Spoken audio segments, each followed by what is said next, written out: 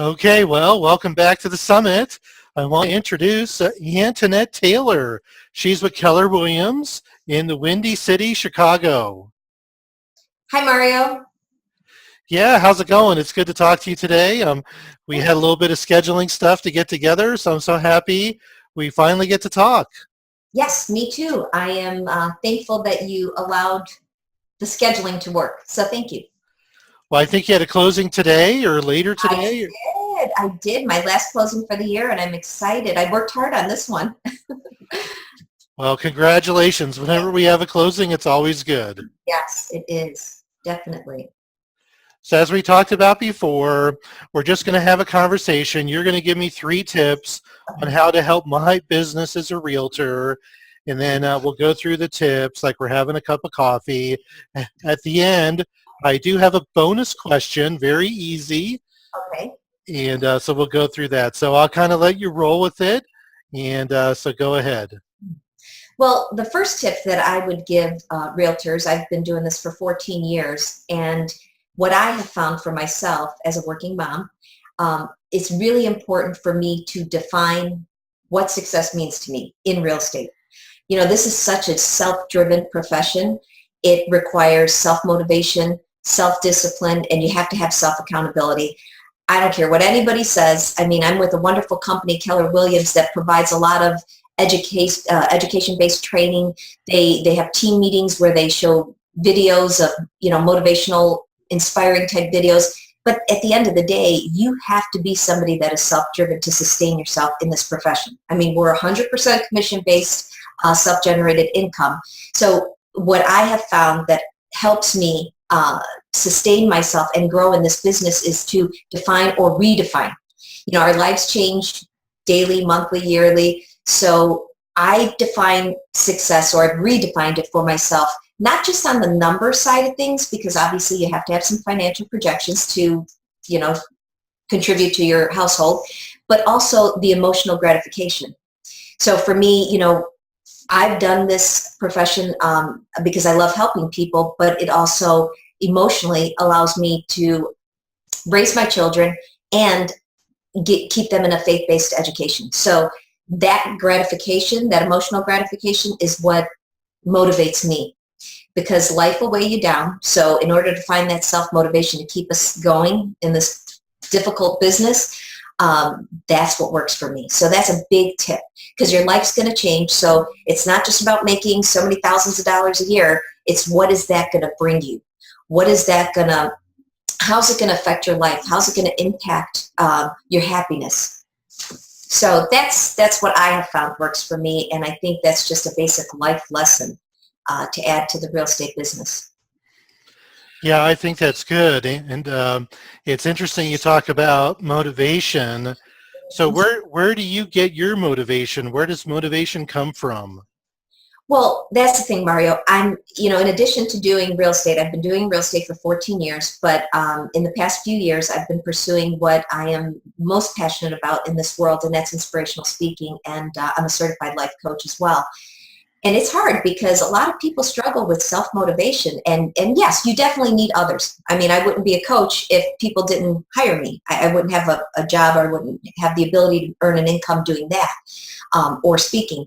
So for me, that's why I say the emotional gratification part of attaching or identifying what success means to me, redefining it, not just by numbers, but by also, that'll motivate me.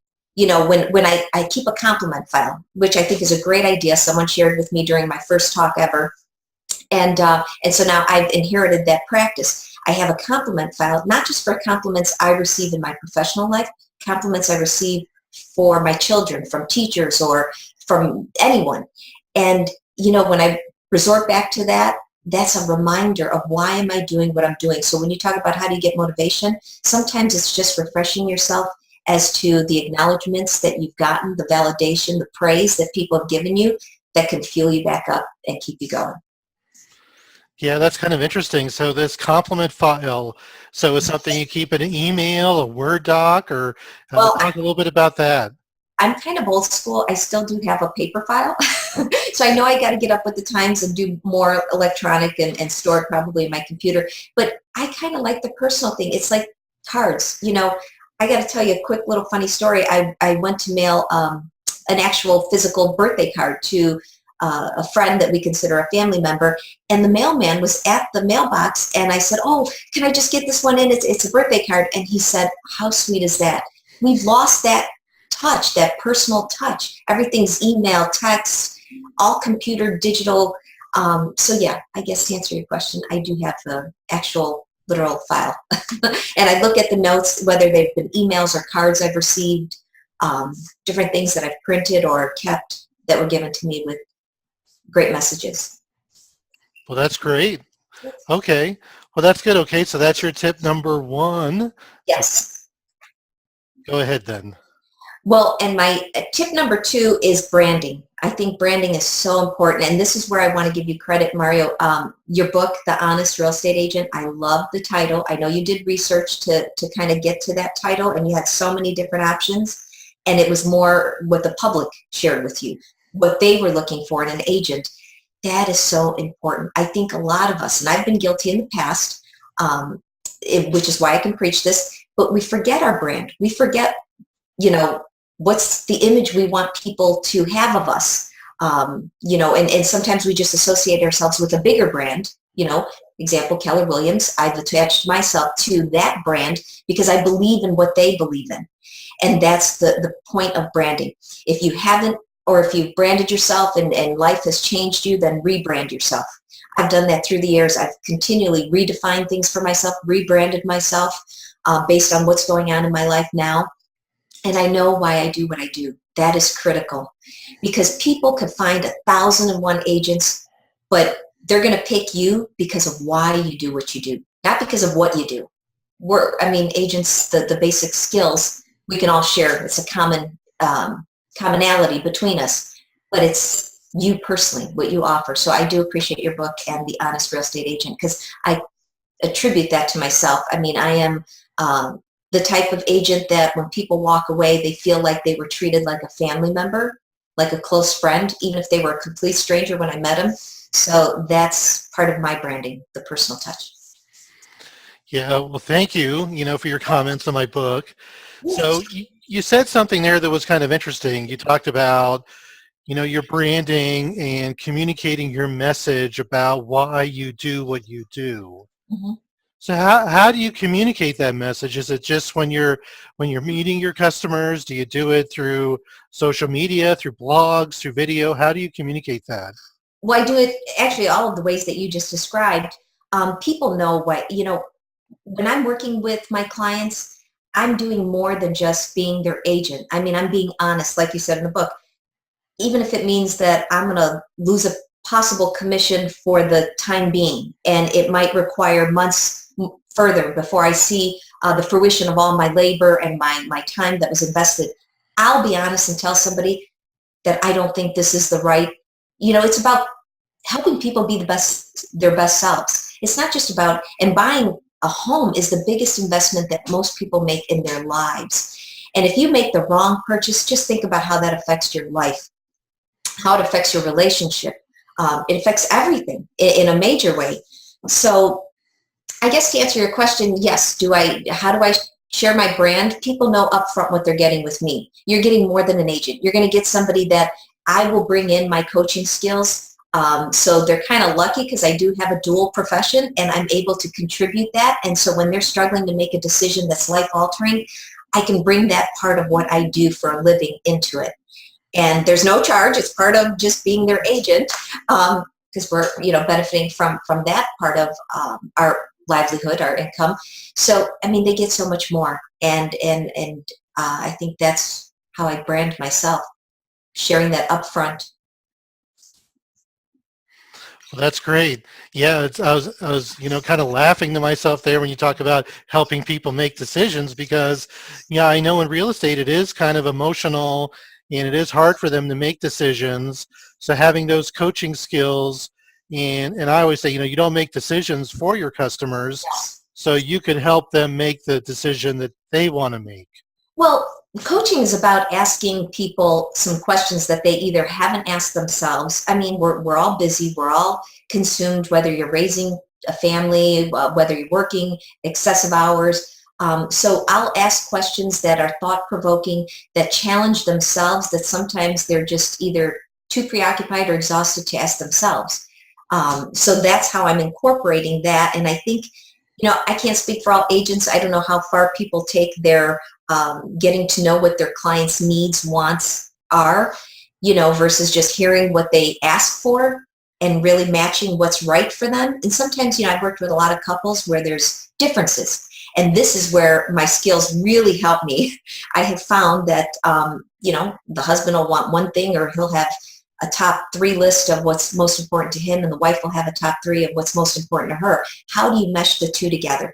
Because you're not going to find everything, the property with everything you want. I mean, if you do, you're very lucky. So a lot of times it's compromise, just like relationships, and making that purchase together is sometimes a compromise. So it's kind of like helping them figure that out. I try to help them understand each other if they're not doing it on their own. So.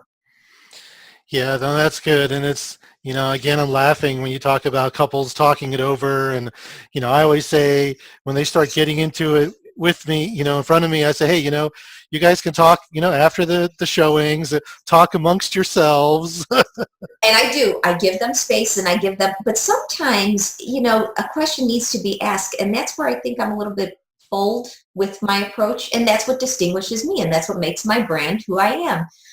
Because I will give that personal touch. And I do that in my coaching practice. You have to be able to ask these questions and not be afraid. I mean, with permission. Don't get me wrong. Certain things have to be asked with permission.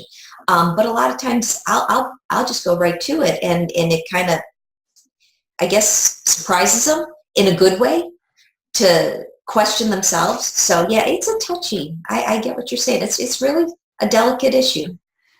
Well, the other thing is that you have the confidence. We talk about this all the time. Yeah. And to be a successful real estate agent, you got to be strong, professional, but you're confident, so you feel that it's okay to address these issues.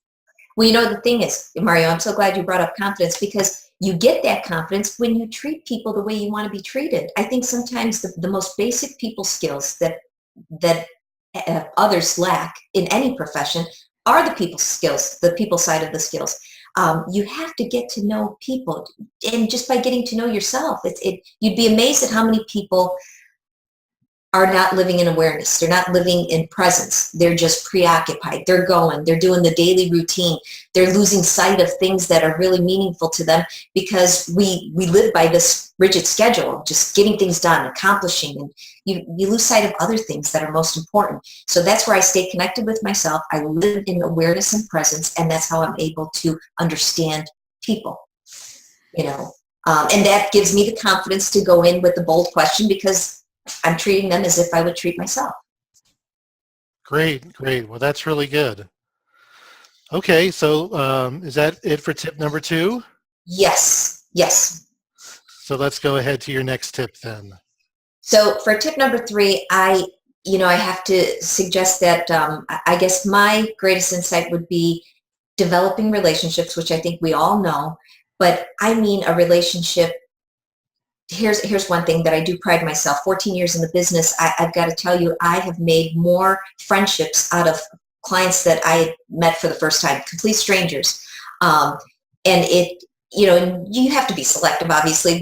We have our own groups of friends and family members, and life is so busy that it's hard. But I've actually inherited some great friendships that are now everlasting in my life, and it's because I took the time to develop it. And when I say that, I'm talking about I thought about these people after the closing. If I knew that somebody was in need of, for example, there was a client once who said she needed organizers.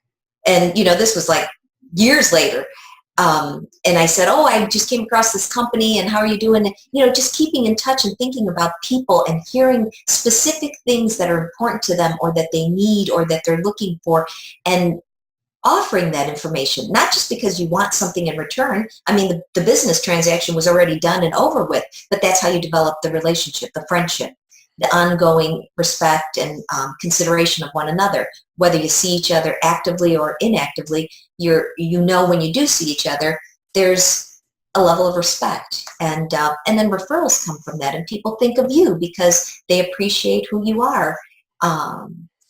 So that's really important, and I do believe you do have to establish boundaries. I learned that midway in my real estate career, which, I think in the beginning we take everybody. We try to take any client that we could possibly get, and for the agents that don't do that, I take my hat off to you. Good for you, for being selective initially versus learning it later down the line.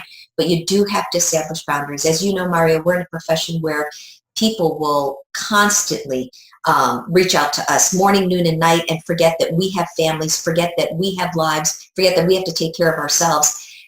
So that's where you do, sorry for the background, you do have to establish boundaries for your clients and let them know that it's not okay, and there's certain times where you're just going to have to cut it off.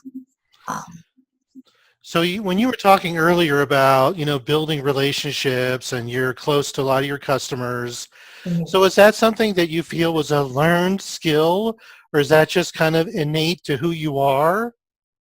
Well, yeah, that's a great question. I guess it is innate to who I am. People are important to me. I've always loved people, which is why I do what I do, both sides of my professional life. So yeah, I guess that is, but I think you can nurture that regardless of, it's about what you choose to make important to you. And I think we're in the business where relationships are so important. Because we're 100% commission-based self-generated income, how do you make money unless you're out there meeting people, connecting with people, getting to know people, building a relationship beyond just the one sale so that they're going to use you again? They're going to consider you when their family members are buying or selling. I mean, that's what developing a relationship does, outside of just the other personal stuff that you get from it, experiencing moments with them. I was just invited to my client's wedding in August. I sold to them years ago, but I've kept in touch through the years, and I was fortunate and blessed enough to be part of their wedding and witness that beautiful, joyous moment. I mean, they're not selling their townhouse anytime soon, so it's not like I'm going to get another transaction, but those are the moments beyond just the financial part of it that you get to enjoy and are everlasting with you. And the other thing I want to say, can I finish on tip 3? Okay, so another really important piece of advice I do want to share is ask for the business. I can't tell you how many people I encounter as a coach and as a speaker. I do talks on business and job and career changers, and my goal is to inspire and motivate them. And I encounter so many people who are afraid to ask for what they want, whether it's a connection, an introduction to somebody who could maybe get them into a company that they desire to work for, us as agents asking for the repeat business after we finish with our clients. Who else do you know? Who else, can you refer me to your friends, your family, your coworkers? We don't ask. I find that the majority of people don't ask. So that is key. And a lot of people are uncomfortable asking. So why do you think people don't ask? Is it? I think people have said that it's an uncomfortable thing. It's more easy to give than it is to ask for something. And, especially women, we're nurturers, so we're always giving and giving. Maybe men don't struggle with that as much. So that it's just I think it's a programming thing. It's how we're wired. It's what we've been taught from society. Okay. And I think it goes back to what we talked about earlier. If you're confident in yourself, you believe in yourself, and and just like you're the way you're based, you're helping people. So you have the right to ask for that. Yes, you're absolutely right. 100%. Confidence does contribute to your comfort level. Absolutely. Okay. Well, great.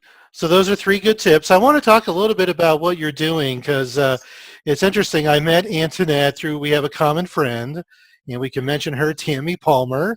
And Tammy, she was on my podcast last year, and I've known Tammy for a lot of years. And I was looking at the email. So Antonette, kind of talk a little bit about what you're doing. I think you're trying to empower women. Talk about one of your passions? Yes, actually, I just saw Tammy yesterday at a yoga class, and I told her that I was going to be talking to you today. I met Tammy. I host a networking group called the Founding Moms, and the founder is Jill Salzman. She actually has grown this meetup group internationally, and it's all about women getting together in communities to empower each other, inspire each other, working women to just contribute to one another. And I started hosting in January of 2014, so I'll begin my third year in 2016, and I met Tammy at one of my meetups. She attended a meetup, I think, back in May of this year, and we made the connection. We've benefited one another by making the introduction to other people that can help each other grow in what we're doing personally and professionally. So it's been a wonderful, I guess, thing for me, hosting this group of women, and not just because of the referrals, but also just sometimes having people support one another and helping them build the confidence to believe in themselves. And that is what I love to do. I love to fuel women with that belief in themselves, so they can pursue their passion. And I have two young daughters, so, I like what you're doing because I do feel, and, my wife, how it is in the corporate world, women get passed over quite a bit. So I like what you're doing. Well, thank you. Thank you, Mario. And I have a young daughter too, and I have a young son. So, my kids are obviously our worlds. They are our worlds. And I'd hope, my vision is to impact the younger age too, the youth. Currently I'm working with women, obviously, in my age. But yeah, I mean, my dream is to impact these kids at a younger age so they grow into so much more of who they're supposed to be. But yes, thank you. So here's my bonus question, and very easy. So we're doing the summit here. It's the middle of January 2016. I just want you to look back last year and just share with us an accomplishment, a goal, something that you achieved that you felt really excited about. It could be personal, it could be business. Okay, well, gosh, I've achieved quite a bit. I am proud of myself for selling $2.5 million in real estate this year, considering that I do this part-time and I'm also pursuing another profession, my absolute passion. That is one accomplishment. My kids make me proud every day because my son just started a new school because the Archdiocese closed his previous school, and the compliments that I got from the parent-teacher conference overwhelmed me with joy. I mean, I'm blessed, and my daughter is doing phenomenal. Did take a trip, did a lot of travel this year because I had some financial success that helped contribute to the travel. So we did amp up the travel. I've been to quite a few places, and the most important was going on a trip with my father. So I wanted my kids to experience being with my dad away, and they hadn't had that in ever, probably. So that's the greatest accomplishment. Well, that's great. Well, thank you for sharing. And, I'm really happy you're here at the summit. I'm really happy we were able to get together. So thank you so much, Antonette. Thank you, Mario, and I appreciate the opportunity. Thank you, and good luck to everybody.